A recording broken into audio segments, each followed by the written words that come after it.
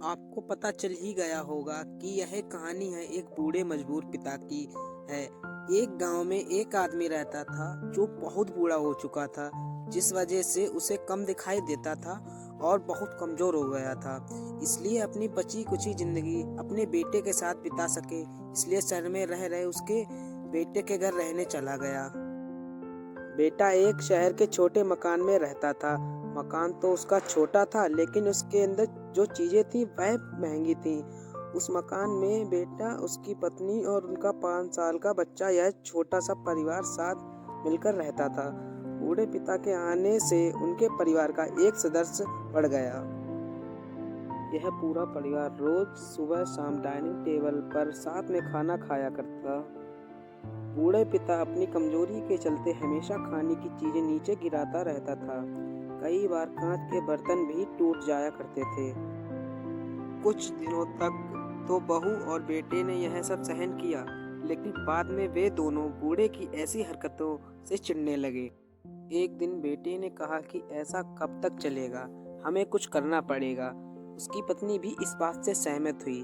अगले दिन बेटा कहीं से एक पुराना मेज लेकर आया और घर के एक कोने में उसे लगा दिया और अपने पिताजी से कहा कि आप यहीं बैठकर खाना खा लिया कीजिए।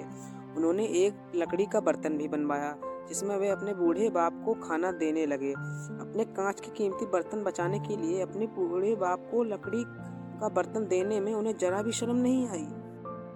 अब खाने का समय जब जब होता तो बूढ़ा बाप एक कोने में बैठकर खाता और बाकी परिवार डाइनिंग टेबल पर खाना खाया करता। डाइनिंग टेबल पर बैठे बैठे दोनों पति पत्नी कभी कभी अपने बूढ़े बाप की तरफ देख लिया करते। बूढ़े बाप की आंखों में उन्हें आंसू नजर आते, मगर उन पर जैसे कोई असर ही नहीं होता। बूढ़े का पोता भी यह नजारा हमेशा देखता और वह अपने में ही खोया रहता। एक दिन जब पति पत्नी डाइनिंग टेबल पर बैठकर खाना खा रहे थे, तब उनका बच्चा जमीन पर बैठकर कुछ कर रहा था। उन दोनों ने बच्चे के हाथ में लकड़ी का टुकड़ा देखा, लेकिन उन्हें कुछ समझ में नहीं आया कि बच्चा लकड़ी के टुकड़े के साथ क्या कर रहा है।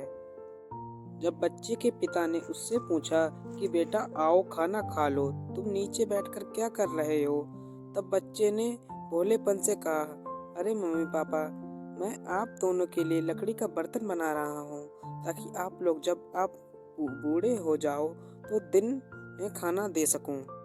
अपने नादान बेटे द्वारा दी गई यह सहज बात दोनों के दिल में तीर की तरह उतर गई। दोनों एक दूसरे का चेहरा निहारने लगे। बिना कुछ कहे ही दोनों की आंखों में पानी आ गया। उन्हें अपने भविष्य की किताब अपनी आंखों के सामने खुलती हुई नजर आई। उन्हें समझने में ज्यादा देर नहीं लगी कि अब उन्हें आगे क्या करना पड़ेगा। अगले दिन कमरे के कोने से वह पुराना मेज हटा दिया गया और अब बूढ़े पिता और बाकी का परिवार साथ मिलकर फिर से खाना खाने लगा। बूढ़े की कमजोरी की वजह से हो रही गलतियां भी अब किसी को नहीं चिढ़ती थी। दोस्तों, यह कहानी हमें बताती है, हर वह पत्ता जो आज हरा है वह कल सूखा और डाली से नीचे भी गिरेगा। इसलिए हमें अपने बड़े बूढ़े का हमेशा ख्याल रखना चाहिए और हमें अपने माता पिता और बुजुर्गों के साथ वैसा ही व्यवहार करना चाहिए जैसा हम चाहते हैं कि हमारे बूढ़े होने के बाद हमारे बच्चे हमारे साथ करें।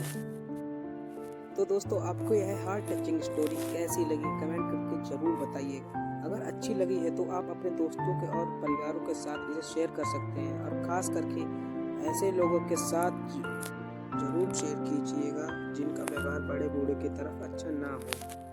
तो यह वीडियो आपको अच्छी लगी तो हमारे चैनल को सब्सक्राइब कीजिए और बेल आइकन और लाइक बिल्कुल जरूर कीजिएगा।